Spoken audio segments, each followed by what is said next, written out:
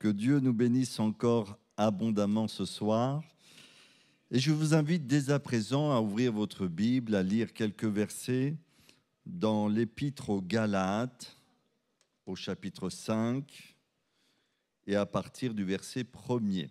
Nous continuons notre lecture de l'Épître aux Galates. Et pour ce soir, je vous invite à lire dans Galates, chapitre 5, à partir du verset 1er. Et voici ce que l'apôtre dit, c'est pour la liberté que Christ nous a affranchis. Gloire à Dieu, il veut faire des hommes et des femmes, il veut faire de nous des hommes et des femmes libres. Et déjà, rappelons-nous de ce que Jésus a dit pendant qu'il était sur terre et qu'il annonçait le message de l'Évangile. Il a pu confesser, proclamer à ceux et celles qui l'entendaient, si le Fils vous affranchit, vous serez réellement libre. Comme s'il y avait une vraie liberté et une fausse liberté. En tout cas, ce que Jésus nous propose, c'est une vraie liberté, et nous allons le découvrir dans quelques instants. C'est pour la liberté que Christ nous a affranchis. Demeurez donc fermes et ne vous laissez pas mettre de nouveau sous le joug de la servitude. Voici, moi, Paul, je vous dis que si vous vous faites circoncire, Christ ne vous servira de rien. Et je proteste encore une fois à tout homme qui se fait circoncire qu'il est tenu de pratiquer la loi tout entière.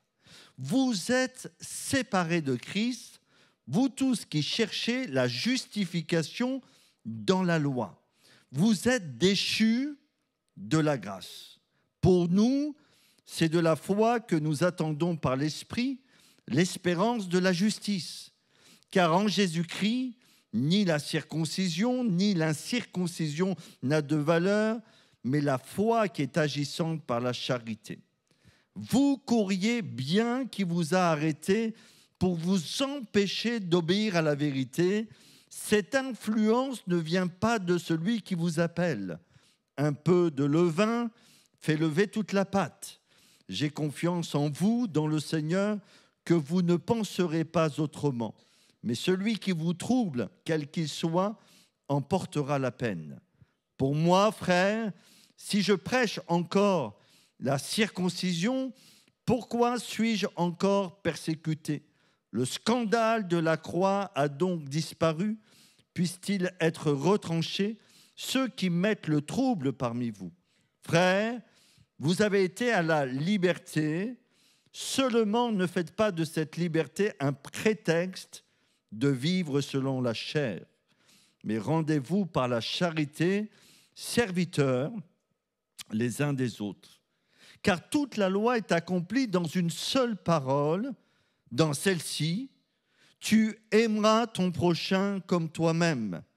Mais si vous vous mordez et vous dévorez les uns les autres, prenez garde que vous ne soyez détruits les uns par les autres. Je dis donc, marchez selon l'esprit et vous n'accomplirez pas les désirs de la chair, car la chair a des désirs contraires à ceux de l'esprit et l'esprit en a de contraires à ceux de la chair. Ils sont opposés entre eux afin que vous ne fassiez point ce que vous voudriez. Si vous êtes conduits par l'esprit, vous n'êtes point sous la loi. Amen. À partir du chapitre 4 et verset 21, Paul va commencer à insister sur cette notion de la liberté chrétienne. Et nous l'avons lu il y a quelques instants. Jésus nous a appelés à lui. Il nous a fait découvrir son œuvre, sa puissance pour nous rendre vraiment libres. Alors au chapitre 4, Paul va parler notamment des deux fils d'Abraham, Ismaël et Isaac, symboles de deux chemins. Et pour vous qui lisez la Bible, et il s'adresse à des Juifs, donc c'était plus facile pour eux de comprendre ces métaphores, ces images.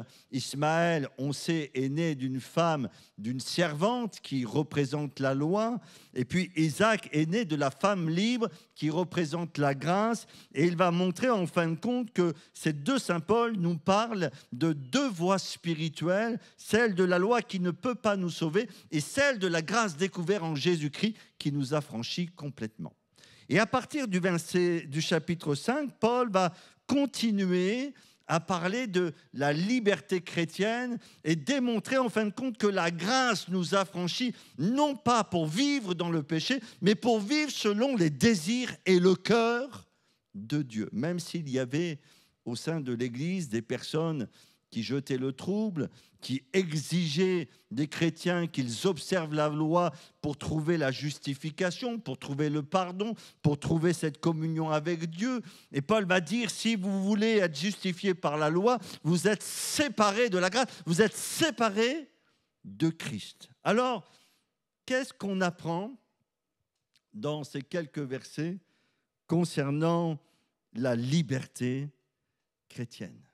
La liberté en Christ est une réalité pour notre vie, est une réalité spirituelle. Je répète sciemment ces paroles de notre Seigneur Jésus pour qu'elles descendent ce soir profondément dans nos cœurs, afin que nous comprenions pleinement le dessein de Dieu à notre égard, que ces paroles de Jésus prononcées en son temps est encore d'actualité pour chacune de nos vies. Si le Fils vous affranchit, vous serez réellement libre. Et Paul va dire, c'est pour la liberté que Christ nous a affranchis. Si on prend des synonymes du mot liberté, on pourrait parler de délivrance, d'émancipation, de libération, de liberté. Et d'autres mots encore pourraient s'ajouter à cette liste. Alors, de quoi ? Parce que la délivrance, l'affranchissement, c'est quoi en fin de compte ? Eh bien, c'est la liberté que Jésus nous accorde lorsque nous croyons en lui au travers de son œuvre, de sa mort et de sa résurrection. C'est ce que nous découvrons lorsque nous nous convertissons à Christ et que nous l'acceptons comme notre sauveur personnel. Et nous aimons dire et répéter que découvrir l'évangile, ce n'est pas découvrir une religion, mais c'est découvrir une personne, la personne du sauveur, qui est capable véritablement de faire une œuvre de grâce dans notre vie. Alors de quoi Jésus veut nous libérer, ou de quoi Jésus nous a libérés? Parce que je m'adresse pour la plupart à des chrétiens, il est bon de se rappeler de ce que Jésus a fait dans notre vie. Et peut-être il est bon aussi de se rappeler ces choses-là, afin que nous puissions encore aujourd'hui les expérimenter dans notre vie. L'une des premières choses que Jésus nous libère, c'est de la culpabilité du péché. Vous savez que ce qui nous distingue des animaux, notamment, c'est notre conscience. Et la Bible nous dit même que Dieu a mis dans nos cœurs la pensée de l'éternité. Ça, c'est une réalité. Les animaux n'ont pas de débat théologique concernant l'au-delà. N'ont pas de débat théologique pour savoir s'il y a l'enfer, le ciel ou d'autres choses dans l'au-delà. Mais c'est le propre de l'être humain. Pourquoi ? Parce que Dieu a mis dans notre cœur la pensée de l'éternité. Les animaux vivent essentiellement par instinct. Tandis que nous avons la capacité de réfléchir sur nous-mêmes, de réfléchir à la vie, de peut-être nous projeter dans la vie. Et puis, il y a aussi ce que Dieu nous a donné, ce que nous appelons notre conscience, capable aussi de nous montrer ce qui est bien et ce qui est mal. Et quand nous péchons, alors bien sûr, on pourrait parler de tous ces cas où l'être humain va endurcir sa conscience, va malmener sa conscience, va étouffer sa conscience, va piétiner sa conscience. Mais quand nous péchons et quand nous faisons le mal, parce que Dieu a mis dans notre cœur cette conscience, eh bien, quand nous faisons mal, nous ressentons au fond de notre cœur de la culpabilité. On se sent mal. On est même écœuré. Excusez-moi des termes, mais qui sont des termes forts, mais qui parlent de réalités que nous pouvons vivre intérieurement. Nous sommes écœurés de nous-mêmes, dégoûtés par rapport à ce que nous avons pu faire. Et quand on vient à Jésus, l'une des premières choses qu'il fait, c'est nous délivrer de la culpabilité du péché, parce que le péché engendre dans notre vie de la culpabilité. Et l'Écriture nous dit ceci: si nous confessons nos péchés, il est fidèle et juste pour nous les pardonner et pour nous purifier de toute iniquité. Et dans ce passage de la Bible, il y a quelque chose d'extraordinaire. Lorsqu'on se repent de nos péchés, Dieu nous purifie de toute iniquité, il lave nos consciences, il lave nos cœurs, il nous pardonne et on peut recevoir son pardon parce que Christ à la croix a payé le prix pour qu'on puisse être pardonné. Bien sûr, il y a une base à ce pardon, donc on sait que Dieu nous a pardonné, on est délivré de la culpabilité du péché et puis on peut faire une étape supplémentaire, à savoir, si Dieu nous a pardonné, est-ce qu'on peut se pardonner nous-mêmes aussi pour continuer à marcher avec le Seigneur afin que cette culpabilité du péché ne nous détruise pas et ne nous enfonce pas, mais que nous puissions vivre véritablement ce que Jésus dit: si le Fils vous affranchit, vous serez réellement libres. Trop de chrétiens, après avoir expérimenté le pardon de Dieu, continuent à vivre dans la culpabilité, continuent à vivre dans le passé, continuent à vivre avec leurs erreurs. Et ils traînent ces choses comme des boulets et cela les poursuit encore aujourd'hui. Et si vous les interrogez, ils vont vous dire: je sais que Dieu m'a pardonné. Je sais. La Bible nous dit ici, non seulement il nous pardonne, mais il nous purifie. Il nous purifie de tout péché et de toute iniquité. Et si Dieu te pardonne, si tu as confessé tes péchés, ne continue pas à vivre avec cette culpabilité qui vient du passé, qui vient de tes péchés.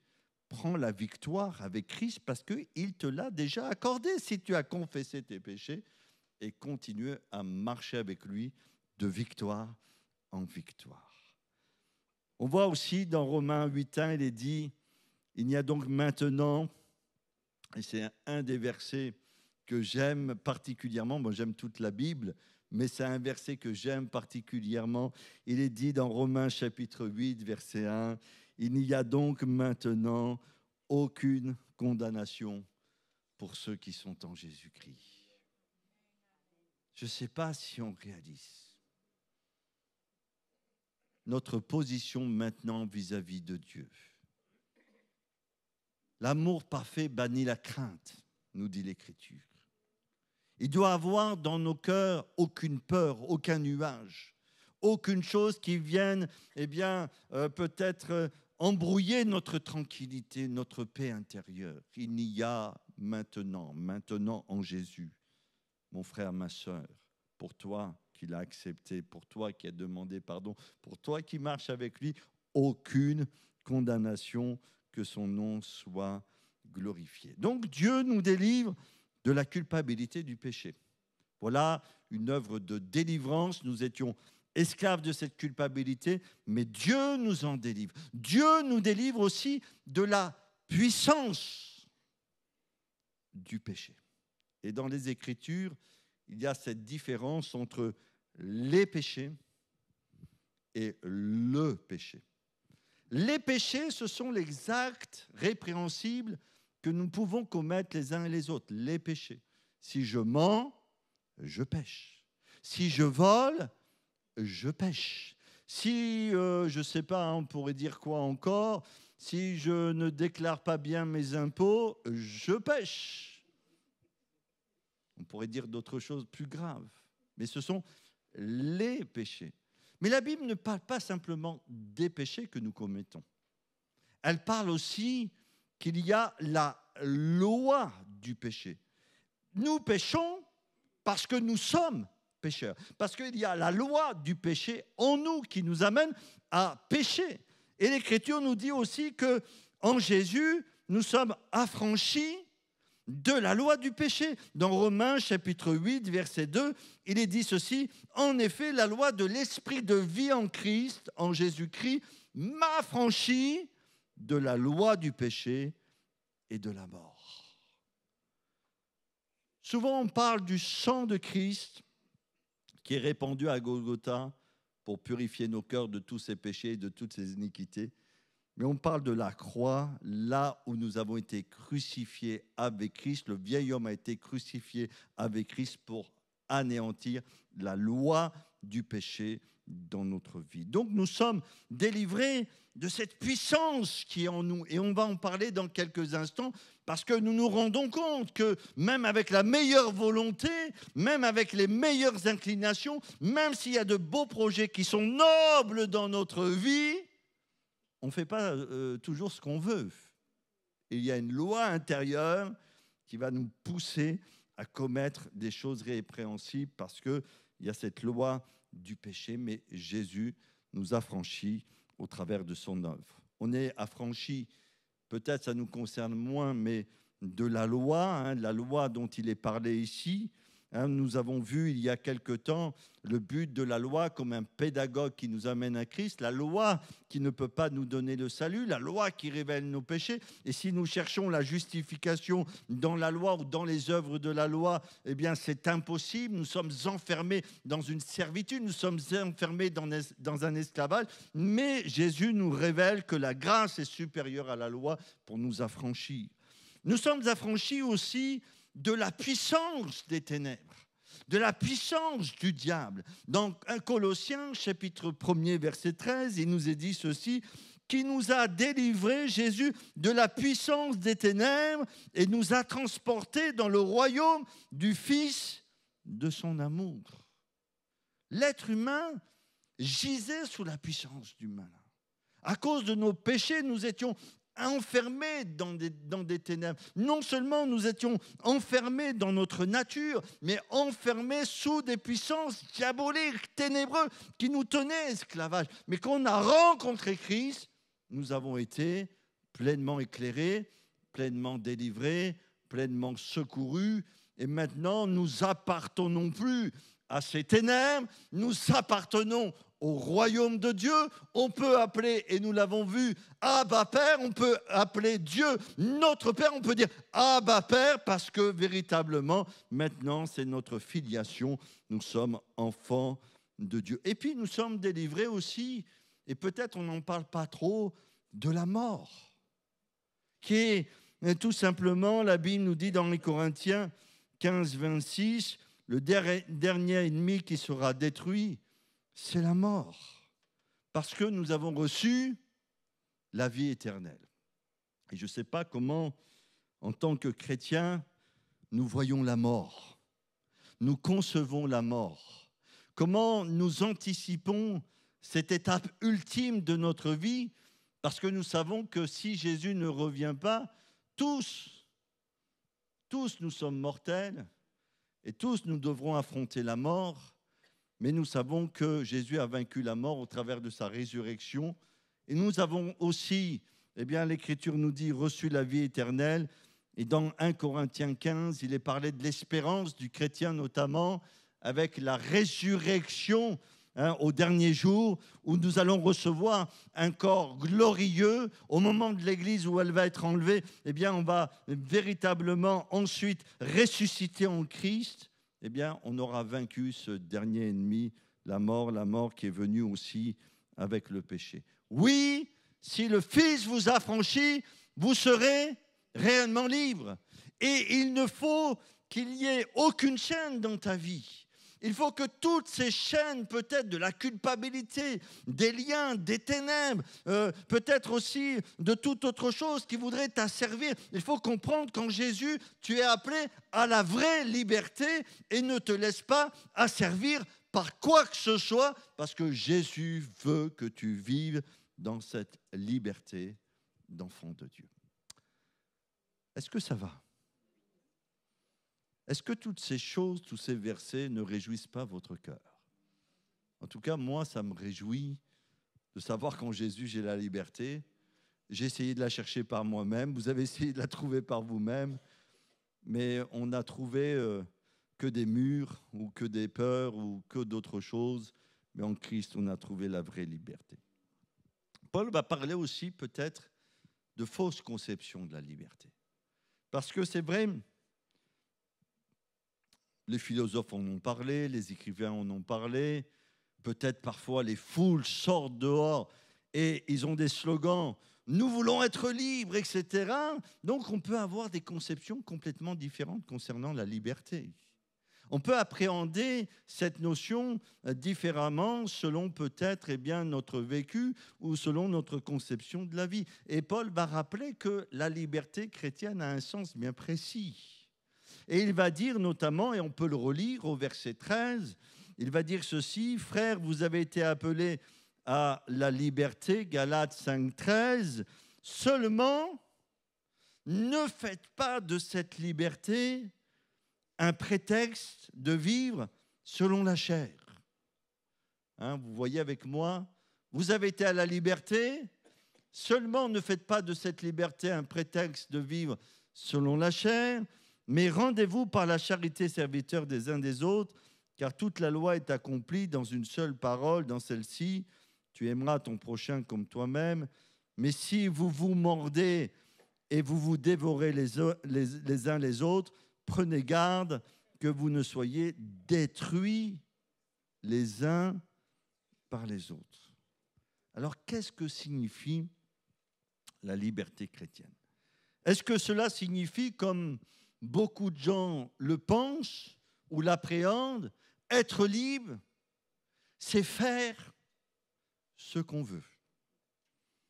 Quand j'étais à la faculté à Clermont-Ferrand, je me rappelle, il y avait une inscription qui était écrite, mais vraiment en grand, sur l'un des murs de la faculté, « Ni maître, ni loi, ni Dieu ». Voilà comment se résumer pour cette personne qui a écrit ces quelques mots, sa conception de la liberté. Ni maître, ni loi, ni Dieu.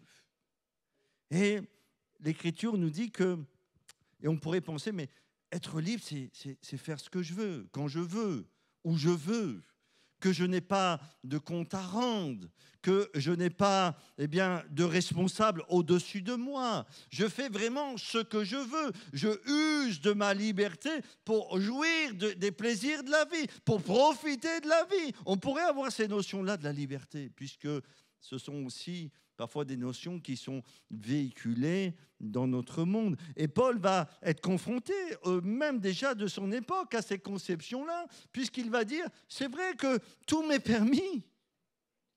Tout m'est permis.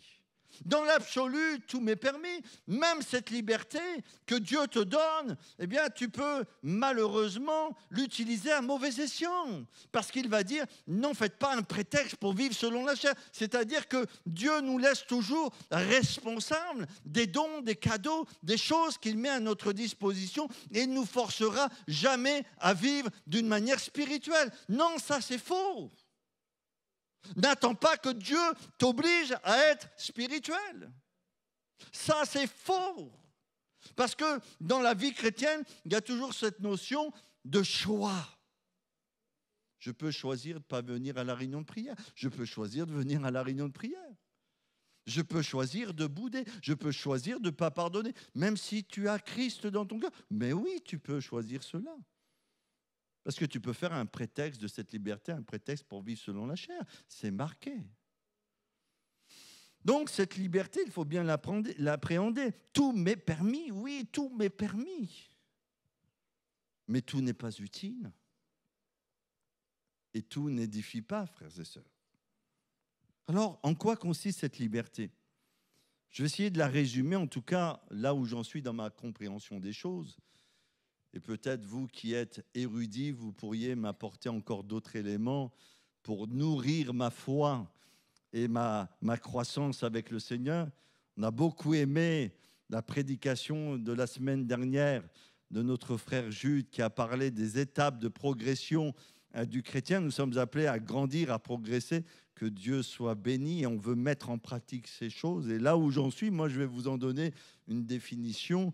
C'est tout simplement la capacité de pouvoir dire oui au bien et non au mal par la puissance de notre Seigneur Jésus. Est-ce que l'homme sans Christ le peut ? Ben non, il ne peut pas. Même s'il veut faire le bien, il n'a pas le pouvoir de faire le bien. Même s'il a envie de faire le bien, il n'a pas la force de faire le bien. Ou alors, tout le bien qu'il voudrait faire, parce que peut-être il peut faire le bien. La Bible nous dit, méchants comme nous le sommes, nous savons donner de bonnes choses à nos enfants. Ça veut dire que même étant méchant, on peut faire le bien, mais dans l'absolu, tout faire le bien qu'on voudrait faire. Est-ce qu'on peut ? Non. Et Paul va le dire d'une autre manière. Il va dire ceci, je ne fais pas le bien que je veux et je fais le mal que je ne veux pas. Donc l'homme, sans la puissance du Saint-Esprit, sans la vie de Christ, c'est pourquoi la religion n'apportera jamais la liberté. Parce que dans la religion, il n'y a pas la vie de Christ.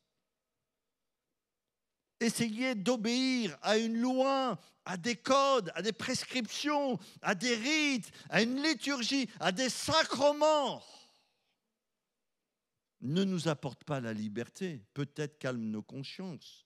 Peut-être organise notre vie. Et l'être humain a besoin que sa vie soit organisée parce que ça lui donne un semblant de maîtriser ce qui se passe autour de lui. Mais est-ce que ça nous apporte vraiment la vie ? Si le Fils vous a franchi, si le Fils vous a franchi, vous serez réellement libre. Donc, pas facile de dire oui au bien, comme c'est pas facile de dire non au mal, à cause de notre nature qui est marquée par le péché. Mais parce que Jésus vit en nous, et c'est ça la grâce, c'est d'avoir Jésus en nous, et l'un des noms de Jésus, l'un des noms qui a été donné à Jésus, c'est lequel ? Emmanuel, Dieu avec nous. Le Saint-Esprit est en nous, avec nous, à côté de nous. Il est là, le Seigneur en nous. Et c'est sa vie en nous qui nous amène à pouvoir dire oui au bien et non au mal. Jésus, dans le jardin de Gethsémani, il peut dire non pas ma volonté, mais que ta volonté soit faite. Vous croyez que c'est facile de dire oui à la volonté de Dieu?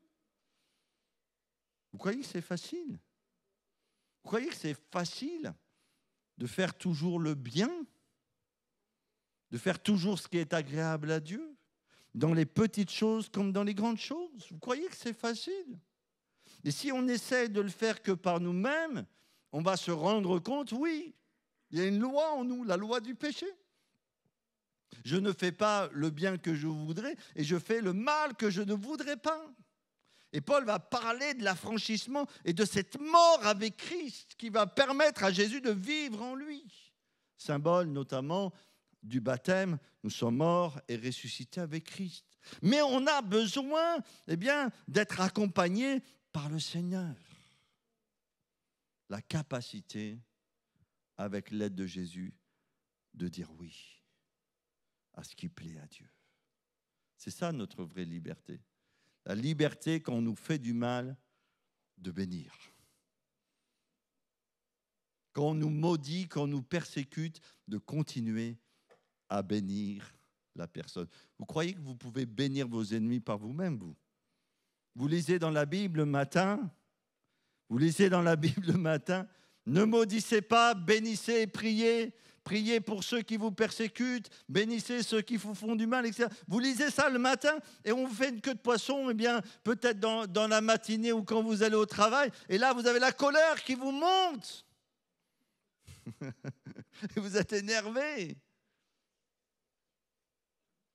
Vous devenez rouge comme un coquelicot. Oui, j'utilise un peu d'humour. Ça nous montre vraiment notre nature. C'est Jésus seul qui nous donne la victoire, frères et sœurs. Et Jésus va dire, sans moi, vous ne pouvez rien faire, dans le sens que, non, on ne peut pas, bien sûr, il y a des choses qu'on peut faire, mais si on veut vivre selon la gloire de Dieu, selon les standards divins, selon la révélation de la parole, de la grâce et de Dieu, par nous-mêmes, on n'y arrive pas. Non, ça c'est impossible. Et c'est pour ça qu'il va dire, mais pourquoi vous essayez de trouver la justification dans la loi ? Vous êtes déchus de la grâce, vous êtes séparés, parce qu'il n'y a pas la vie qui va vous donner et vous permettre dans la loi de vivre ce que Dieu a prévu. Mais simplement la vie de Christ. Et l'Église, c'est la même chose. Elle ne peut pas se contenter comme ça d'essayer de vivre la vie de Dieu en venant aux réunions simplement ou en ayant des programmes, une organisation, etc. Non. Il faut qu'il y ait l'action du Saint-Esprit dans nos cœurs. Il faut qu'il y ait l'action du Saint-Esprit dans nos vies. Il faut qu'il y ait quelque chose qui se passe au plus profond de nos cœurs. Sinon, on tombe vite dans la lassitude, on tombe vite dans la liturgie, on tombe vite dans des mécanismes religieux. Et ça, ce n'est pas la vie de Christ. On a besoin d'être renouvelé, d'avoir ce renouveau, cette puissance qui agit en nous. Alors peut-être pas pour vous, mais en tout cas pour moi. Peut-être pas pour vous, tant mieux. Mais pour moi, oui. La liberté chrétienne ne signifie pas aussi qu'on n'a plus de règles. C'est important aussi on n'a plus de règles autour de nous, comme si nous étions affranchis de toute loi. Jésus va dire quelque chose d'important. Il va dire, vous avez appris qu'il a été dit. Vous avez appris qu'il a été dit. Et qu'est-ce qu'ils avaient appris ? Ils avaient appris ceci, tu aimeras ton prochain et tu haïras ton ennemi. Mais moi, je vous dis, aimez vos ennemis, bénissez ceux qui vous maudissent, faites du bien à ceux qui vous haïssent et priez pour ceux qui vous maltraitent et qui vous persécutent. Et ici, il y a un standard de vie, on va dire naturel, moyen. Si on t'aime, tu l'aimes. Si on te fait du mal, tu fais du mal. Et puis, il y a un autre standard qui est bien plus élevé. Et parfois, on a mal compris la grâce. Parce qu'on a cru que, mes frères, moi, je suis sous la grâce. C'est comme si la grâce nous permettait de faire n'importe quoi. Mais la grâce nous amène à une dimension bien supérieure que celle de la loi. Parce que c'est supérieur d'aimer ceux qui ne nous aiment pas et de prier pour ceux qui nous persécutent. Et je le redis simplement avec la puissance de Jésus. La liberté chrétienne ne signifie pas aussi qu'on peut se livrer au plaisir de la chair. Ne faites pas de cette liberté un prétexte de vivre selon la chair. Mais je suis libre, je fais ce que je veux. Je fais ce que je veux. Non, la liberté du chrétien, c'est la capacité de dire oui au bien et de dire non au mal avec la puissance du Saint-Esprit en lui. C'est ça. Et puis la liberté chrétienne ne signifie pas qu'on peut se libérer de toutes les autorités et les dirigeants. Je suis mon propre chef. Et si on prend juste un petit peu comment l'Église fonctionne, on voit quand même que Dieu a établi des autorités, c'est lui qui les établit. Et la Bible nous dit de nous soumettre les uns aux autres et d'apprendre à nous soumettre les uns aux autres. Donc la liberté, ce n'est pas je fais ce que je veux, quand je veux. Ça, ce n'est pas des bonnes conceptions de la liberté chrétienne. Alors oui, même si Dieu nous donne la liberté, je pense honnêtement, on est toujours responsable de ce que Dieu nous confie. Et on doit être des bons dispensateurs, des bons gestionnaires de ce que Dieu nous donne. Vous savez que l'un des premiers commandements que Dieu a donné à Adam était celui de garder le jardin d'Éden. C'était quelque chose d'extraordinaire, ce jardin d'Éden.